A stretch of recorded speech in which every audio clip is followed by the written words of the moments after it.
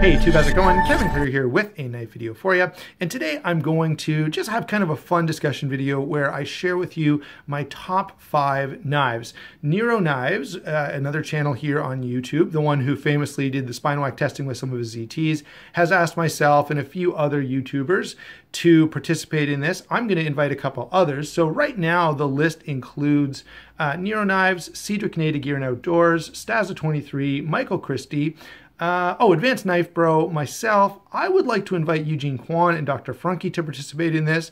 Of course, Nick Shabazz, you're welcome to jump in on this as well. It could be a lot of fun.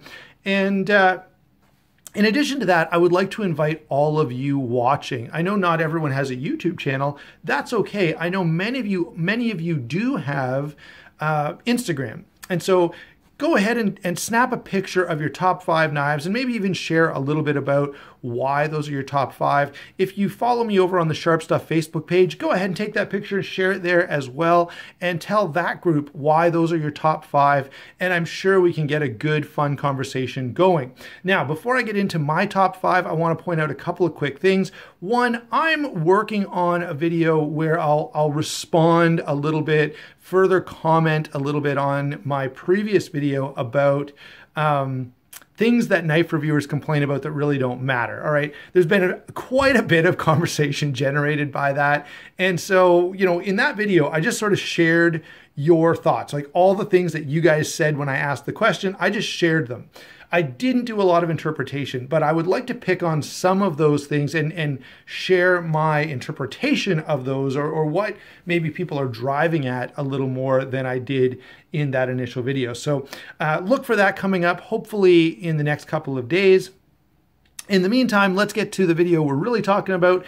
I want to give you a couple of quick rules that I used here. The first one is it had to be a knife that I've had for a while. Okay, it's not going to be, you're not going to see any brand new knives here because, you know, when we get a new knife, it's, you know, that's your favorite for a month or so. So to avoid that sort of new knife excitement, the honeymoon stage, if you will, I skipped any knife that I've gotten in the last, you know, month and a half or so. And in fact, I tried to stick to knives that I've had for quite a long time that have really demonstrated by their staying power in my collection that I really, really do love them. The other category was more subjective. I said, look, these have to be knives where, you know, when I pick them up, I just feel connected, right? They just make me excited. And so I've got some knives that fit those criteria.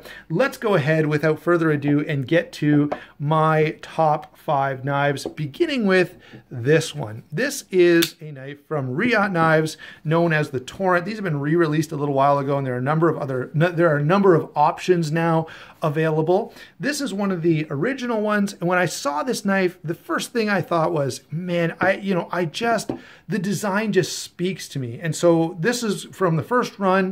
I went out and bought it right away, and I have never regretted it. I love this knife. The action is fantastic. The comfort in hand, the ergonomics are great. The steel, the blade grind, the blade design.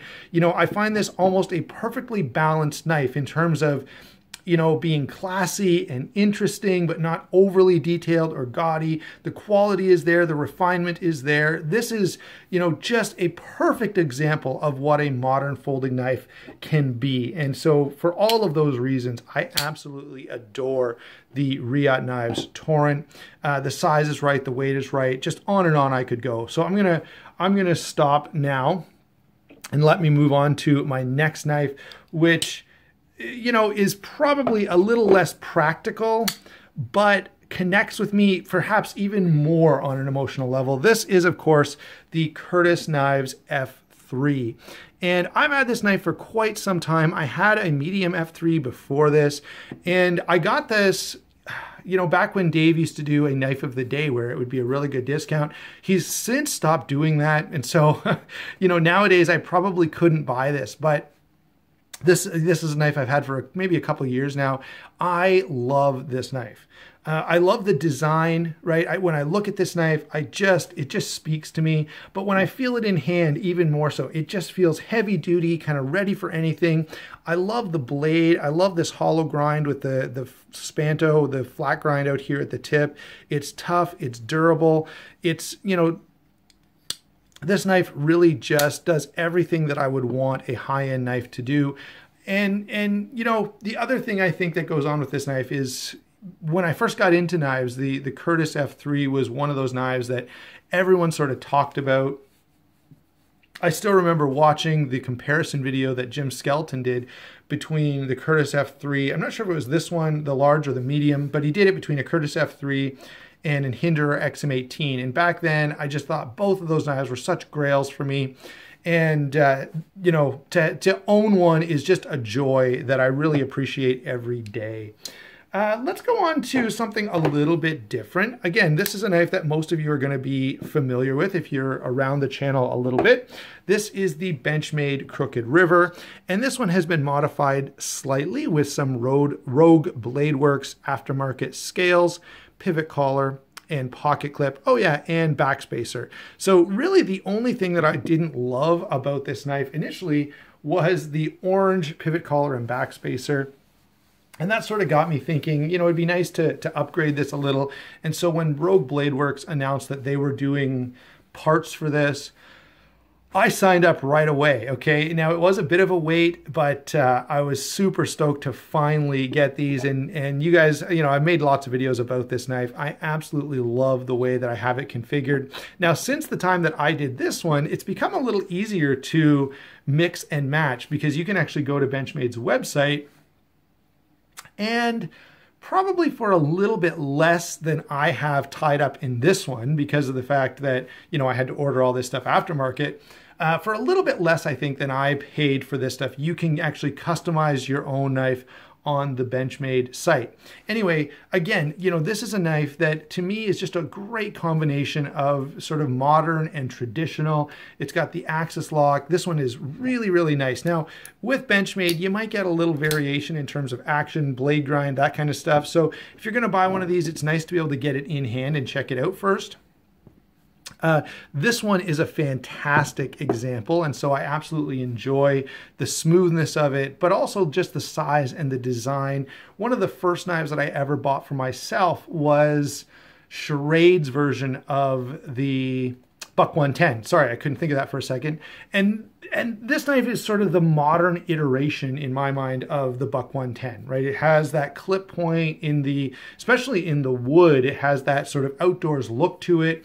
But it's got all of the modern stuff that we want to see, including, you know, a nice action and an easy lock to actuate and some really nice high-end, or really nice, not high-end, but really good quality steel in S30V. So Benchmade Crooked River is a real favorite of mine.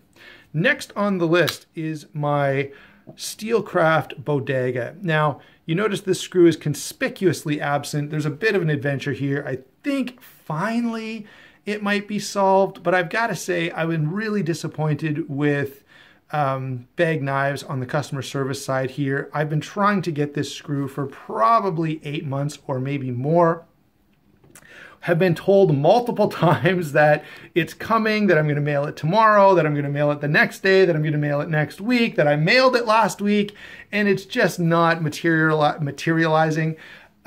So I haven't been carrying this knife because it's missing a screw, and that is really hurting me. But I love this knife. I love the design of this. You know, to me, this knife, again, just speaks to me. It's big, it's well made, the action is fantastic, the blade grind is fantastic, the finish is beautiful, the detail is appealing. You know, I really, really enjoy this knife. And I do miss being able to carry it. So I'm really, really hoping that Bag Knives will get their act together and get that screw to me. On a knife of this cost, you kind of expect better in terms of customer service.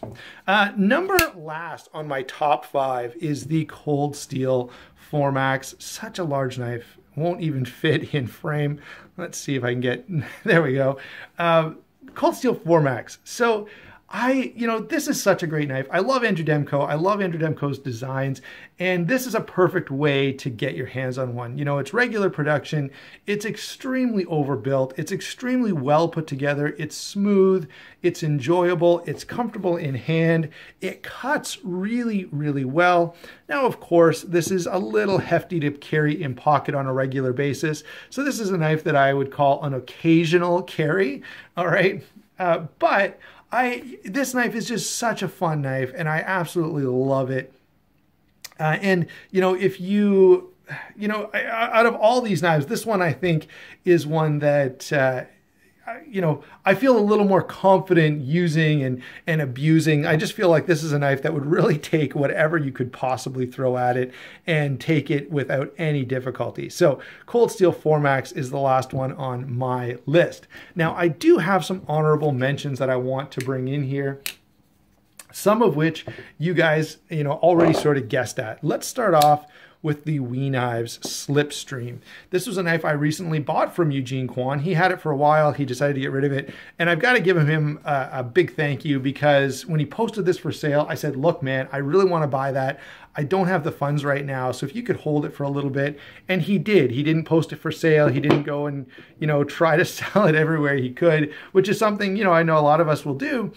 He waited, and it probably was like 2 or 3 weeks before I finally had the funds that I could send over to him. So thank you, Eugene, for doing that. But this is my favorite knife. And the reason is I find it's just a great marriage of function and form. This knife is slim, it carries well, it cuts well. Now, I know you'll hear some complaints about the thickness out here at the tip. In an EDC knife, that doesn't bother me, right? I'm not cutting a lot of tomatoes and carrots and doing a lot of food prep. My EDC knife needs to open packages, needs to cut rope, carve wood, cardboard, that kind of stuff. And this does all of those things quite nicely. So I don't really have an issue with the thickness. The design, though, I just love the way this whole thing comes together, right? It's slim, it's got great finish. I love, by the way, this bronze and black. The flipper tab works well and then disappears. You can choke up on this. It's got jimping that runs quite a ways out here, so when you do choke up, you've got somewhere to put your thumb. Just a fantastic design, well implemented by Knives, or well built, I guess, by Knives. What else have we got here? Well, the Chris Reeve knives in Cosi, absolutely on my list. And honestly, guys, all the knives that I'm showing you right now, with one exception, I wrote down when I initially thought, okay, what are the knives I want to share here? What are the knives I want to include? All of these knives came up, and I sort of had to weed out various ones. And the only reason this one didn't make the cut is I don't know. I just enjoy the other knives I shared with you a little bit more, okay? I enjoy the flipper, I enjoy the action. This is a great knife, and I carry it a lot, and I absolutely love it, and I'll never get rid of it, but it's not quite there in the top 5. The same here as the Slipstream. There are a couple little things that I don't quite enjoy as much. Recon 1, this was one of the first guesses. When I put this on the Sharp Stuff Facebook page, I said, hey, what do you guys think my top 5 will be? Someone said Recon 1 right away, and I absolutely love the Recon 1. This is just practicality defined, right? This is a knife that will work, and it will work hard, and it will work a long time. It doesn't cost as much as the 4MAX, but it inspires every bit as much confidence as the 4MAX. Totally great knife. And of all of these, this is one probably that I would be most inclined to recommend to everyone, okay? Most of these have really been my favorite knives, right? These are knives that I love and that appeal to me, but I understand may not appeal to everyone. This is something that I think everyone, you may not want to everyday carry it because of its size, but at least to have it as a knife in your car, or when you go camping, or wherever you're going to have to do something a little more onerous with your folder, I think this is a fantastic option. One last honorable mention. And this knife I haven't really had long enough. This, of course, is a Shirogorov F3. Now, I've had this knife for about a month, and I do love it. In fact, I'm more impressed with it every time I carry it, every time I use it. This is one of those knives where I really can't find anything wrong with it. except for one thing, and you guys know what that is. It's the price. All right. I still don't know whether this is going to be a permanent fixture in the collection or not, just because of that price. There's a part of me that says, you know, the cost to carry comfort curve there, to use a Nickism, isn't there. All right. But then I put it in my pocket or I use it to cut something, and I say to myself, this is so perfect. Right? This is so well done. There's just nothing lacking. There's nothing missing. When it flips perfectly. When it cuts perfectly. When you feel it in hand, it fits perfectly. Like, everything is so amazing about this knife, especially for me. It's a little larger, you know, so I don't really know where to put this knife. I will make a full video about it, and we'll see kind of what I ultimately decide. But what a joy this knife is to own. And this absolutely gives me that feeling of, man, that's amazing. So let's see if I can line these guys up for you. I'm going to have to change the camera a little bit to get a little more space here, but move this one out of the way since it's actually not in the top 5. And let's bring in the top 5 favorite knives. The Crooked River, the Torrent, the F3, the Formax, Bodega, even though it's missing a screw, which is driving me insane. There you go, guys. Those are my top 5 knives. Thanks for inviting me to do this, Nero Knives, and I'll look forward to seeing the submissions that the rest of you guys bring. Actually, I think Cedric Canada Gear and Outdoors has already posted his, so look forward to a number of us talking about this on YouTube. There'll be a lot of fun videos, and hopefully you guys get a lot of enjoyment out of this. Thanks for watching. Don't forget to like and subscribe. We'll talk to you soon.